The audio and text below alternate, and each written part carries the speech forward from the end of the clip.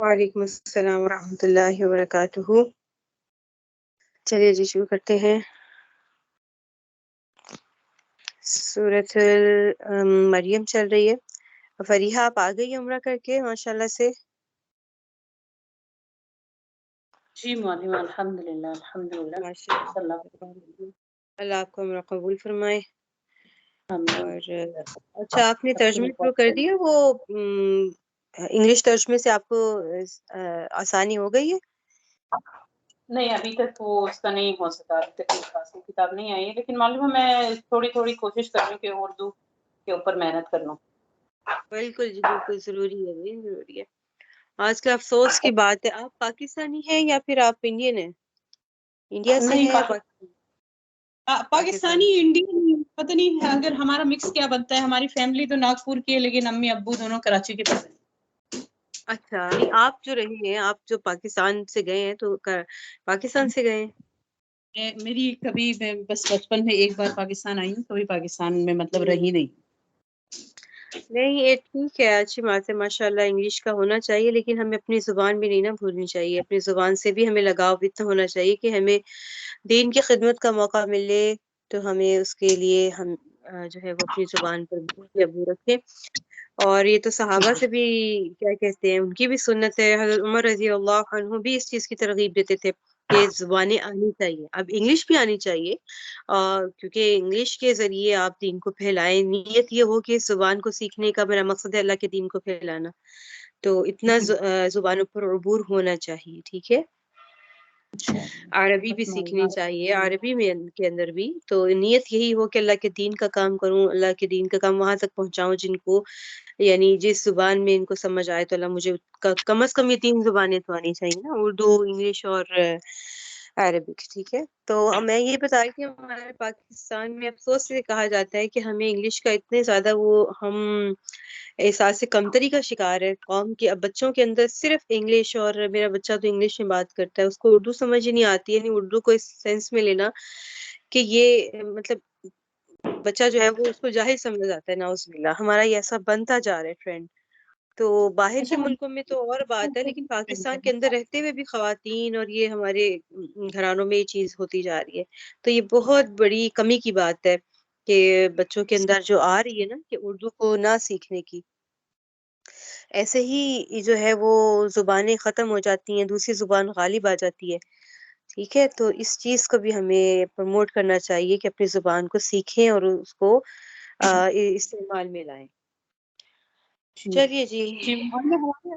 ہمارے ملک میں اصل میں یہاں 2 لینگویجز بہت زیادہ بولی جاتی ہیں، ایک انگلش ہے اور ایک زولو ہے. تو اچھا. زولو تو کبھی زبان پہ نہیں چڑھی آج تک، لیکن انگلش کیونکہ یہاں پورا اسکول کا سسٹم اور عمومی جو لینگویج ہے وہ انگلش ہے، جس میں آپ مطلب ہر چیز آپ کی انگلش میں ہوتی ہے.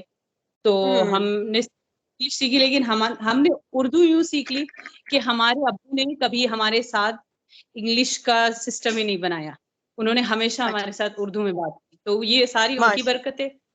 دوسرا یہ ہے کہ میرے شوہر بھی کراچی کے ہیں، تو انہوں نے بھی، ان کو اردو ہی آتی تھی. جب وہ ساؤتھ افریقہ آئے ہیں تو ان کو بھی صرف اردو آتی تھی، انگلش انہوں نے یہاں آ کے سیکھی ہے.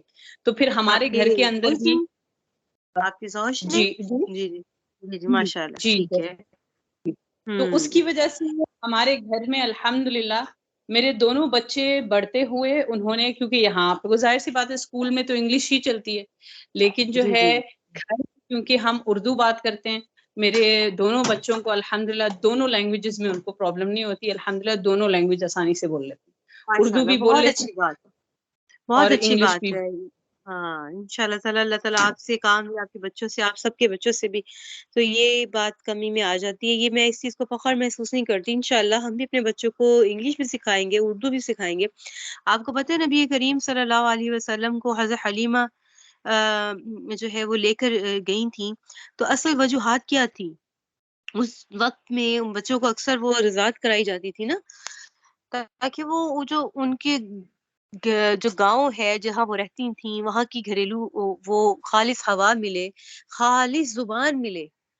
کیونکہ آپ نے دیکھا ہے کہ خالص زبان جو ہوتی ہے نا وہ ہمارا تو وہ چینج ہو چکا ہے نا، لیکن عرب میں دیکھیں خالص عربی وہ ان کو آتی ہے، اعراب کو، ٹھیک ہے، ان کی عربی تک آپ پہنچ نہیں سکتے جہاں سے وہ اتنی ان کی فصیح و بلیغ عربی ہے، تو زبان کی لکنت، زبان کی جو ہے وہ بھی ختم ہو اور اپنی زبان کو بہتر طور پر سیکھ سکیں، ٹھیک ہے، تو اس سینس میں بھی کہ اپنی زبان کو سیکھنا، اور دیکھیں اب میں تھوڑا سا کوئی ایسا مشکل لفظ بول دوں گی کہ بچوں کو پتہ ہی نہیں ہوتا بھی کیا کہہ رہے ہیں، ٹھیک ہے، تو مطلب کوئی محاورہ تن بات کر دوں گی تو ہم نارملی جو بات کر رہے ہوتے ہیں اپنی اردو میں، اس میں بھی ہم کیا کر رہے ہوتے ہیں، دیکھیے میرا بھی وہ بن چکا ہے، ہمیں بھی اسکولنگ اور کالج اور یہ وہ کہ اردو کے اندر انگلش ہے، اب یہ ہمارے طبی طور پر ہو چکا ہے، ہم مجبور ہیں، ٹھیک ہے، تو اتنا تو چلو ٹھیک ہے، ہمارے لیے مناسب بات ہے کہ چلو ہم کر رہے ہیں، کوئی اتنی بات نہیں، لیکن جو بالکل ہی اردو نہ آنا، اور اس میں تو یہ کمی ہے، ہمیں اس کمی کو دور کرنا چاہیے، کوشش اپنے تک کرنی چاہیے نا۔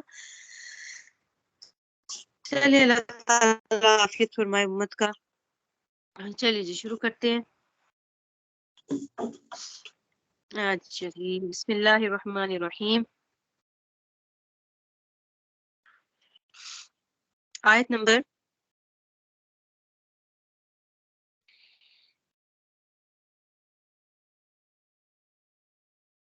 کہاں تک پڑھ لیا تھا ہم نے؟ فخلف من بعدهم خلف، ٹھیک ہے، آیت نمبر 59 ہے، شروع کرتے ہیں۔ اعوذ باللہ من الشیطان الرجیم، بسم اللہ الرحمن الرحیم۔ فخلف من بعدهم خلف اضاعوا الصلاة واتبعوا الشہوات فسوف یلقون غیا، پھر ان کے بعد ایسے لوگ ان کی جگہ آئے جنہوں نے نمازوں کو برباد کیا اور اپنی نفسانی خواہشات کے پیچھے چلے، چنانچہ ان کی گمراہی بہت جلد ان کے سامنے آ جائے گی۔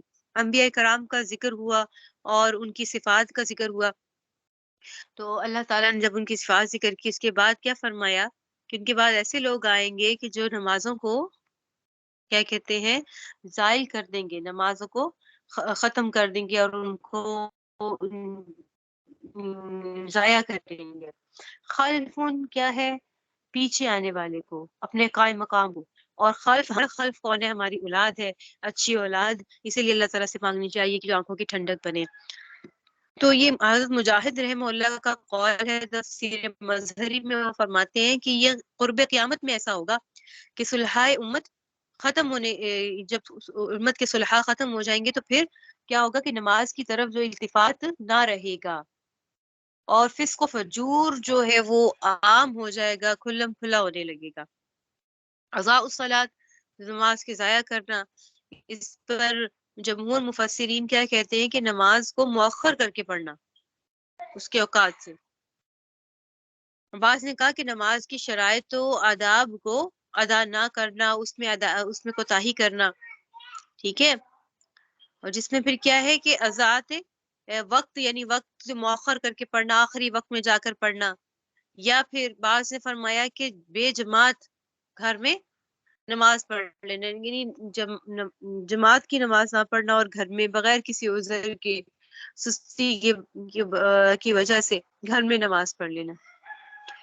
حضرت عمر فاروق رضی اللہ عنہ نے اپنے جو عمال لگائے تھے، امیر دوسرے ملکوں میں مقرر کیے تھے، ان کو انہوں نے خط یہ بھیجا، ان اہم امرکم عند الصلاۃ، یعنی تمہارا جو سب سے اہم کام ہے میرے نزدیک وہ کیا ہے کہ تم نماز کا حکم دو۔ فمن ضیعها فهو لما سواها، ٹھیک ہے، اضیعوا، اب فرمایا کہ جو شخص نماز کو ضائع کرتا ہے وہ دوسرے تمام احکام دین کو بھی اور زیادہ ضائع کرتا ہے، ٹھیک ہے، عزیع مطلب مزید اس کو ضائع کرنے والا ہے، جو نماز کے احکام کو ضائع کر دیتا ہے، نماز کو ضائع کر دیتا ہے، وہ جو دوسرے کام بھی اور ضائع کر دے گا۔ اور حضرت حذیفہ رضی اللہ عنہ سے جو ہے وہ منقول ہے کہ انہوں نے ایک شخص کو دیکھا کہ نماز کے آداب کا، تعدیل ارکان کا لحاظ نہیں کرتا تھا، تو انہوں نے اس سے پوچھا کہ تم نمازیں کب سے پڑھ رہے ہو؟ اس نے کہا کہ میں 40 سال سے نمازیں پڑھ رہا ہوں۔ تو حضرت حذیفہ رضی اللہ عنہ نے سے فرمایا کہ تم نے ایک بھی نماز نہیں پڑھی، اور اگر تم اس طرح کی نمازیں پڑھتے ہوئے مر گئے تو یاد رکھو کہ فطرت محمد صلی اللہ علیہ وسلم کے خلاف مرو گے، ٹھیک ہے۔ تو اسی طریقے سے ترمذی شریف میں بھی روایت ہے کہ رسول اللہ صلی اللہ علیہ وسلم نے فرمایا کہ اس شخص کی نماز نہیں ہوتی جو نماز میں اقامت نہ کرے، جو مطلب کیا ہے کہ رکوع اور سجدے کو صحیح طرح ادا نہ کرے، دو سجدوں کے درمیان جو سیدھا کھڑا ہونا ہے یا بیٹھنا ہے اس کا اہتمام نہ کرے تو اس کی نماز ہی نہیں ہوتی۔ مطلب کیا ہوا کہ وضو میں کوتاہی کر دی، نماز کے ارکان میں کوتاہی کر دی، تو جلدی جلدی نماز پڑھی۔ وہ کہتے ہیں نا کہ مرغے کی ٹونگیں مارنے کی طرح بس جلدی جلدی سجدہ کیا اور اٹھ کے کھڑے ہو گئے، تو اس نے نماز کو ضائع کر دیا۔ یا نماز کو جو ہے وہ اپنے مشغولیت، دنیاوی مشغولیت کی وجہ سے ضائع کر دیا۔ ہم؟ اپنی کہتے ہیں نا اسی لیے اولاد بھی فتنہ ہے، اگر اللہ کے حکام سے روکے، مال ہے، تجارت، اس طرح کے مختلف اعمال جو انسان کرتا ہے، اگر نماز وہ اسے روک رہی ہیں تو یہ ساری چیزیں اس کے لیے فتنے کا باعث بن رہی ہیں، تو اس کی وجہ سے وہ نماز کو ضائع کر رہا ہے۔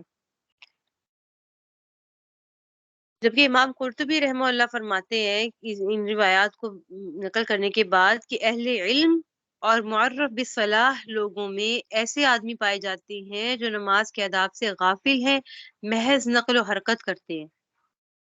یہ اس وقت وہ بتا رہے تھے جب چھٹی ہجری تھی، اور اب کیا حال ہوگا دیکھیں آج کل کی ہماری نمازوں کا کیا حال ہوگا، ٹھیک ہے۔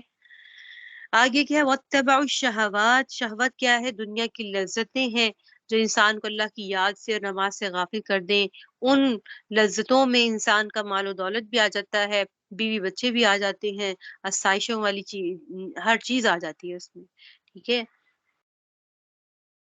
یعنی حضرت علی رضی اللہ عنہ فرماتے ہیں کہ شاندار مکانوں کی تعمیر کرنا اور شاندار سواریاں رکھنا، دیکھا نا، ایک تو ہوتی ہے سواری ضرورت کی اور ایک ہوتا ہے اپنی شان بڑھانے کے لیے کہ 10 10 15 15 گاڑیاں رکھی ہوئی ہیں، جیسے آپ دیکھیں برج خلیفہ کے جو ہیں کیا کہتے ہیں مالک ہیں یا پھر جو بھی وہاں پہ بادشاہ ہیں وہاں کے، آپ دیکھیں ملک فہد ہے، پتہ نہیں کیا کیا ان کے نام ہے پتہ نہیں، لیکن ان کے پاس کیا ہے، ان کے پورے پورے شو روم ہے گاڑیوں کی۔ اب وہ گاڑی ان کی ضرورت نہیں ہے لیکن وہ کیا ہے نمائش کے لیے اور مزید اپنا پیسہ ظاہر کرنے کے لیے ہے، ٹھیک ہے۔ تو اس پر کیا ہے کہ لوگوں کی نظریں اٹھیں، تو ایسا سامان یہ شہوات ہے، اتباع الشہوات، یہ شہوات کی پیروی ہے۔ اور ایسا لباس پہننا جس سے اپنے آپ کو یہ سمجھے کہ میں لوگوں میں ممتاز نظر آؤں، شان و شوکت میری نظر آئے، تو یہ بھی ممنوع ہے، یہ بھی اپنی خواہشات کی پیروی ہے۔ فَسَوْفَ يَلْقَوْنَ غَيًّا، تو وہ بہت جلد گمراہی ان کے سامنے آ جائے گی، اس چیز کی گمراہی ان کے سامنے آ جائے گی۔ غی کہتے ہیں، عبداللہ بن مسعود رضی اللہ عنہ فرماتے ہیں کہ غی جو ہے نا وہ جہنم کے غار کا نام ہے، جس میں سارے جہنم سے زیادہ، یعنی پوری جہنم سے زیادہ اس میں مختلف قسم کے عذاب ہیں۔ جبکہ ابن عباس رضی اللہ عنہ نے اس کے بارے میں تفسیر کی کہ غی جہنم کے غار کا نام ہے جس سے جہنم بھی پناہ مانگتی ہے، اور اس میں کون ہوگا؟ اس میں زناکار ہوگا، ایسا زناکار جو اپنی زناکاری پر شرمندہ نہ ہو اور وہ عادی ہو، اور اس میں ایسا شراب خور ہوگا جو کہ شراب کا عادی ہو، اور اس میں ایسا سود خور ہوگا کہ وہ سود خوری سے باز نہیں آتا ہوگا۔ ہمارے ساجی فرماتے ہیں نعوذ باللہ من ذالک، اب تو عورتیں بھی سود کھاتی ہیں، گھر میں بیٹھ کے کوئی ادھار مانگے تو کہتی ہے اب تم مجھے واپس کرو گی نا تو 1000 کے اوپر 100 روپیہ لوں گی۔ لین دین آپس میں، مطلب عورتیں ہمسائی کو دے رہی ہے، ٹھیک ہے۔ تو اس طریقے سے بھی عورتوں کے اندر بھی یہ سود کھانے والی باتیں آ گئی ہیں کہ آپس میں وہ اس طریقے کا معاملہ کرتی ہے، نعوذ باللہ من ذالک۔ اور پھر فرماتے ہیں کہ ان لوگوں کے لیے جو ماں باپ کی نافرمانی کرے، ان کے لیے یہ والے غی جو جہنم کا خانہ ہے، حصہ ہے، وہ اس میں جائیں گے۔ اور جھوٹی شہادت دینے والے، اور اس عورت کے لیے جو کسی دوسرے کے بچے کو اپنے شوہر کا بچہ کہے، ٹھیک ہے، نعوذ باللہ من ذالک۔ تو یہ امام قرطبی رحمہ اللہ فرماتے ہیں۔ آگے دیکھیے الا من تاب وآمن وعمل صالحا فأولئك يدخلون الجنة ولا يظلمون شيئا، البتہ جن لوگوں نے توبہ کر لی اور ایمان لے آئے اور نیک عمل کیے تو ایسے لوگ جنت میں ہوں گے اور ان پر ذرا بھی ظلم نہیں ہوگا۔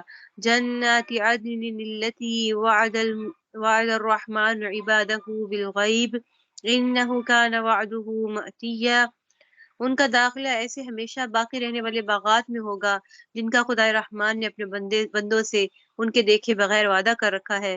یقیناً اس کا وعدہ ایسا ہے کہ یہ اس تک ضرور پہنچیں گے. لا يسمعون فيها لغوا الا سلاما ولهم رزقهم فيها بكرة وعشيا. اور اس میں سلامتی کی باتوں کے سوا کوئی لغو بات نہیں سنیں گے اور وہاں ان کا رزق انہیں صبح و شام ملا کرے گا. اب یہاں پہ لا یسمعون لغون یعنی گالی گلوچ باطل فضول کلام وہاں نہیں سن سکیں گے. ایک منٹ ٹھہریے گا.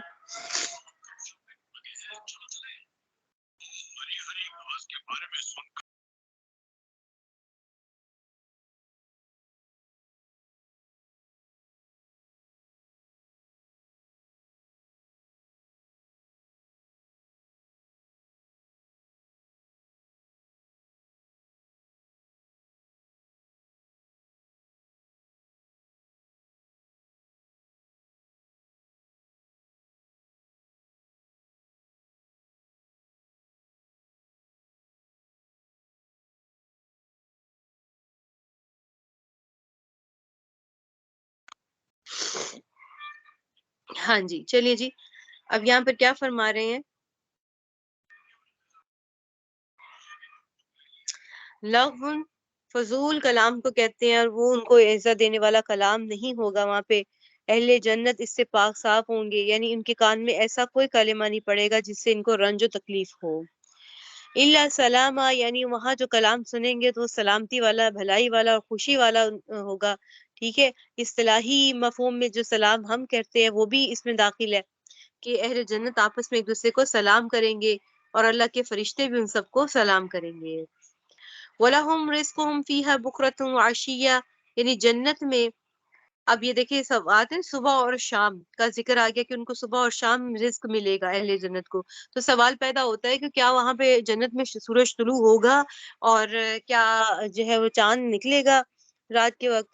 تو طلوع غروب آفتاب ان کا جو ہے وہ مراد نہیں ہے کہ وہاں پہ سورج ہوگا کیونکہ ہم نے دیکھا نا سورج بھی اللہ تعالیٰ سوال نیزے پہ لائیں گے اور اللہ سب کو ختم کر دیں گے. تو یہاں پہ یہ وہ سورج مراد نہیں ہے بلکہ کیا ہے ایک قسم کی روشنی ہوگی جو ہر وقت ان کے اوپر ہوگی. ٹھیک ہے. اور پھر رات اور دن کا فرق کرنے کے لیے کوئی خاص انداز ہوگا جس کی وجہ سے پتا چلے گا کہ دن ہے یا شام ہے. تو دن اور شام کو ان کا رزق ان کو پہنچے گا. اب یہ تو ہمیں معلوم ہے نا کہ دیکھیں اہل جنت کو جب ان کے دل میں بھی انہوں نے خواہش کی تو ان کو وہ چیز ملے گی بلا تاخیر ان کو لی جائے گی. کیونکہ قرآن میں کیا آتا ہے وَلَهُم مَا يَشْتَهُونَ جو کچھ وہ کہیں گے ان کو جو ہے وہ ان کو پہنچے گا کھانے پینے کا سامان. تو اب یہاں پر صبح شام کا جو ذکر آیا وہ انسان کی فطرت کے طور پر آیا کہ فطرتاً انسان 2 وقت کا کھانا کھانے کا عادی ہوتا ہے. عرب بھی اس بات کو کہتے ہیں کہ جو بندہ صبح اور شام کو کی غذا پوری لے لے وہ آرام و عیش والا ہے. یعنی جس کو 2 وقت کی روٹی مل رہی ہے اس کو سمجھے کہ وہ عیش و عشرت میں رہتا ہے. تو حضرت انس بن مالک رضی اللہ عنہ نے آیت تلاوت کی تو اس کے بعد انہوں نے فرمایا کہ اس سے معلوم ہوتا ہے کہ مومنین سے کا کھانا دن میں 2 مرتبہ ہوتا ہے ایک صبح اور شام. ٹھیک ہے. لیکن ہم لوگ نے کیا کیا بنا لیے ہیں. سب سے پہلے کیا کہتے ہیں ناشتہ اس کے کیا بریک فاسٹ پھر لنچ ہے پھر کیا کہتے ہیں ڈنر ہے پھر وہ چائے کا کیا کہہ دیتے ہیں چائے وہ شام کی چائے کے ساتھ سنیکس اور یہ وہ. اور کبھی ہم دوپہر سے پہلے ہی کچھ کھا لیتے ہیں.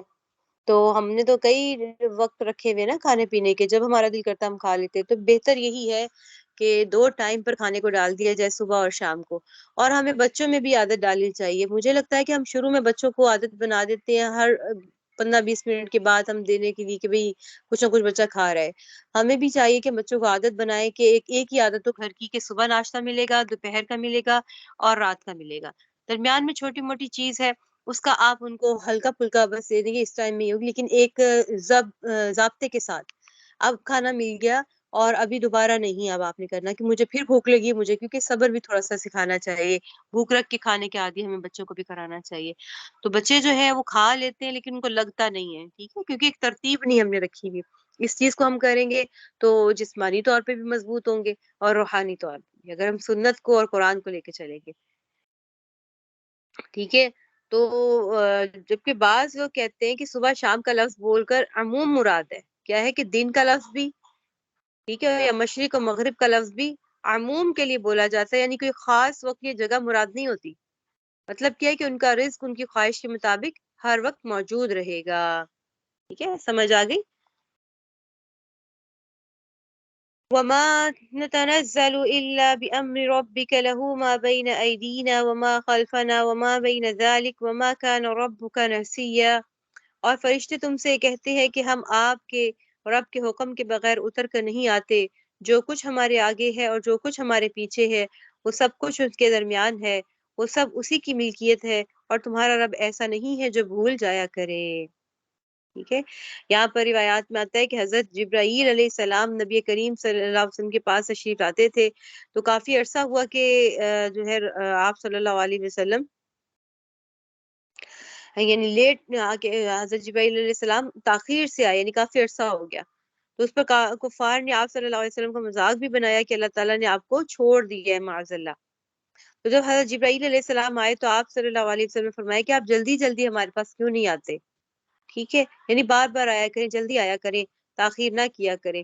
تو اس پر اللہ تعالیٰ نے اس آیت میں حضرت جبرائیل علیہ السلام کا جواب نقل فرمایا ہے کہ ہمارا اتر کر آنا رب کے حکم کے بغیر نہیں ہوتا، کہ ہم ان کے اللہ کے ماتحت ہیں.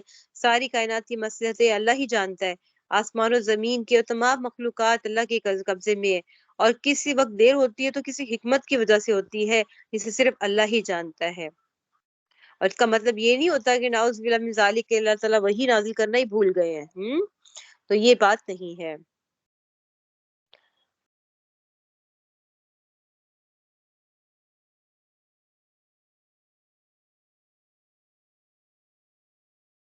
رب السماوات والارض وما بینہما فاعبدوہ واصطبر لعبادتہ هل تعلم له سمیہ. وہ آسمان اور زمین کا بھی مالک ہے اور جو مخلوقات اس کے درمیان ہے ان کا بھی، لہٰذا تم اس کی عبادت کرو اور اس کی عبادت پر جمے رہو. کیا تمہارے علم میں کوئی اور ہے جو اس جیسی صفات رکھتا ہو؟ اب یہاں پر کیا فرما رہے ہیں اللہ تعالیٰ عز و جل کہ وَاصْطَبِرْ لِعِبَادَتِهِ، یعنی محنت و مشقت کر کے استبار، صبر وَاصْطَبِرْ، ٹھیک ہے، یعنی ثابت قدم رہنا ہے. یعنی اس کا کیا مطلب ہوگا؟ عبادات پر دوام اور ثبات رکھنا ہے. ٹھیک ہے، ثابت قدم رہنا ہے، اور کوئی بھی مشکل آئے اس کے لیے عبادت گزار کو تیار رہنا ہے. صرف عبادات یہ نہیں ہے کہ ہم نے نماز پڑھ لی، زکوٰۃ ادا کر لی، حج کر لیا. حج کوئی عبادت آپ کا ہر فعل ہے. اگر کوئی مشکل آئے اس پر اللہ تعالیٰ کی خاطر صبر کرنا اور اس کو گزار دینا، یہ بھی عبادت ہے. کوئی منہ سے ایسا اللہ کے شکوے کا کوئی کلمہ نہ نکالنا. ایک منٹ ٹھہریے، پتہ نہیں باہر کوئی آیا ہے، نعوذ باللہ من ذالک، شیطان والی گھنٹی ہے اس کے ہاتھ میں. ایک منٹ ہے، بچوں کی چیزیں دینے والے آتے ہیں نا باہر، ایک منٹ سے گزر لینے دیں. چلیں جی، چلا گیا، دور چلا گیا. اچھا جی، تو اب کیا ہے، هل تعلم له سمیہ، تو اللہ تعالیٰ صبر مانگنا چاہیے. والصبر علیہا، تو اس کا مطلب کیا ہے کہ ثابت قدم، جب آزمائش آ گئی تو پھر صبر کرنا ہے، اور اللہ تعالیٰ سے اس کو اس پر کیا کہنا ہے کہ صبر مانگنا ہے جب آزمائش پیش آ گئی. اور اگر ویسے نبی کریم صلی اللہ علیہ وسلم نے کیا فرمایا ہے کہ صبر نہیں مانگنا چاہیے. عام حالات میں صبر کیوں نہیں مانگے؟ کیونکہ اس کا مطلب ہے آپ آزمائش کو چاہ رہے ہیں. عام حالات میں آپ کہیں اللہم انی اسألک العفو والعافیہ، عافیہ کی دعا مانگے. سب سے آسان اور مختصر اور تمام چیزوں کا گھیرے کرنے والی، تمام دعاؤں کا گھیرا کرنے والی دعا کیا ہے؟ عافیت کی دعا ہے. پیارے نبی صلی اللہ علیہ وسلم فرماتے ہیں تو اللہ سے عافیت طلب کیا کرو. حل تعلم له سمیہ، سمی کے معنی ہے ہم نام کے، یعنی اللہ کے نام کی طرح کا کوئی نام تم نے دیکھا ہے کہ کسی کا ہو؟ تو یہ عجیب اتفاق ہے. علماء کرام فرماتے ہیں کہ بتوں کے اور بت پرستوں نے، مشرکین نے کبھی بھی اللہ کے نام پر کوئی نام نہیں پایا اپنے شریکوں کا. یعنی جو ان پتھروں کو اور جن بتوں کو شریک اللہ کا بناتے تھے ان سب کو معبود کہتے تھے، لیکن کسی نے لفظ اللہ کو اپنے معبود باطل کا نام نہیں رکھا. یہ اللہ تعالیٰ کی طرف سے تکوینی امر تھا، تقدیری امر. تکوینی امر وہی ہے نا، تکوینی سے جب میں بات کروں، ایک تشریعی ہے شریعت کا علم، اور ایک تکوینی ہے جیسے حضرت خضر علیہ السلام کو دیا گیا تھا. تو یہ اللہ تعالیٰ کا تکوینی ہے، تقدیری علم ہے. اللہ نے لکھ دیا ہے یہ کہ دنیا میں اللہ کے نام سے کوئی بت اور کوئی الہ باطل اس کا نام نہیں رکھا جائے گا. ٹھیک ہے، اسی لیے دنیا میں اللہ کا ہم نام کوئی نہیں ہے. اس کے علاوہ یہ بھی فرماتے ہیں کہ اللہ تعالیٰ کی جو صفات کمال ہے اس میں بھی اللہ کا کوئی نظیر نہیں ہے، کوئی تمثیل نہیں ہے. یعنی اللہ تعالیٰ وحدہ لا شریک ہے اپنی صفات میں بھی. وَيَقُولُ الْإِنسَانُ أَإِذَا مَا مِتُّ لَسَوْفَ أُخْرَجُ حَيًّا، اور کافر انسان یہ کہتا ہے کہ جب میں مر چکا ہوں تو کیا واقعی اس وقت مجھے زندہ کر کے نکالا جائے گا. أَوَلَا يَذْكُرُ الْإِنسَانُ أَنَّا خَلَقْنَاهُ مِن قَبْلُ وَلَمْ يَكُ شَيْئًا، کیا اس انسان کو یہ بات نہیں آتی، یہ بات یاد نہیں آتی کہ ہم نے اسے شروع میں اس وقت پیدا کیا تھا جب وہ کچھ بھی نہیں تھا. جب انسان کچھ بھی نہیں تھا، ٹھیک ہے، تب بھی اللہ نے اس کو پیدا کیا تھا. تو اب اللہ تعالیٰ فرماتے کہ دوبارہ پیدا کرنا کیا مشکل ہے اس سے، وہ تو بہت ہی آسان ہے. فَوَرَبِّكَ لَنَحْشُرَنَّهُمْ وَالشَّيَاطِينَ ثُمَّ لَنُحْضِرَنَّهُمْ حَوْلَ جَهَنَّمَ جِثِيًّا، تو قسم ہے تمہارے پروردگار کی کہ ہم ان کو اور ان کے ساتھ سارے شیطانوں کو ضرور اکٹھا کریں گے، پھر ان کو دوزخ کے گرد اس طرح لے کر آئیں گے کہ یہ سب گھٹنوں کے بل گرے ہوئے ہوں گے. اب یہاں پر دیکھیے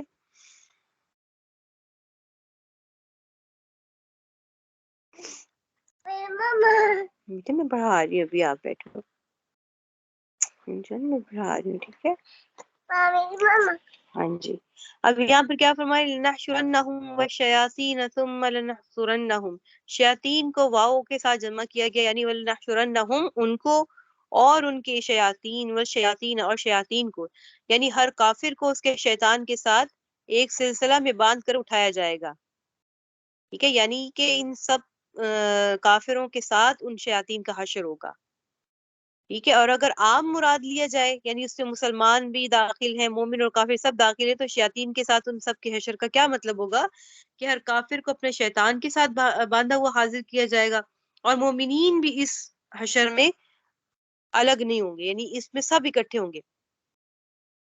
اس لحاظ سے سب کے ساتھ شیاطین کا اجتماع ہو جائے گا، یعنی مومنین بھی اس میں ہوں گے لیکن مومنین کے ساتھ شیاطین نہیں ہوں گے. شیاطین تو کافروں کے ساتھ ہوں گے لیکن مومنین کافر اور شیاطین کا آپس میں اجتماع ہو جائے گا. حول جہنم جثیہ، ابتدائے حشر کے وقت جو ہے وہ مومنین کافر سعداء یعنی نیک اور بد سب کو جہنم کے گرد جمع کیا جائے گا. کیوں؟ تاکہ سب پر ہیبت طاری ہو جائے. دیکھیے اگر کسی نعمت کا مزہ چکھنا ہے تو اس کا خلاف اگر ہم دیکھیں گے پھر ہی ہمیں معلوم ہوگا نا، ہاں یہ بہت بڑی نعمت ہے. آپ نے اپنی تندرستی پر شکر کرنا ہے تو آپ ہاسپٹل جا کے دیکھیں کہ جو بستر پر پڑے ہیں اور جو علاج کروا رہے ہیں اور بے حال ہیں، وہ آپ کو اپنی صحت و تندرستی پہ فخر ہوگا، اور آپ عبرت پکڑیں گے کہ اللہ پاک میرا تو صرف سر درد ہوا تھا، تھوڑا سا مجھے ہیڈک ہوتی ہے اور میں پریشان ہو جاتی ہوں، تو یہ دیکھیں یہ جو ہاسپٹل کے اندر ہے ان کو کتنا زیادہ جو ہے وہ تکلیف ہے. آپ ادھر چلو، میں پڑھا لوں، میں آپ کو پکڑتی ہوں. 2 منٹ بس، 2 منٹ، 1 منٹ ہے. میں آپ کو بسکٹ دیتی ہوں، بسکٹ کا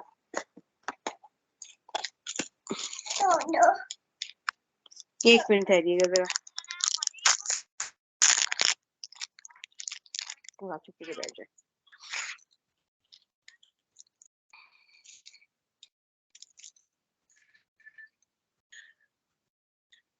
اس لیے جب جہنم کے سامنے جب آئیں گے تو سب کو اکٹھا کیا جائے گا، مسلمان ہے یا سعداء ہے اور نیک ہے یا بد ہے، تاکہ وہ اللہ کی شکر گزار ہو جائیں کہ بھئی اللہ تعالیٰ نے ہمیں جہنم سے بچا لیا.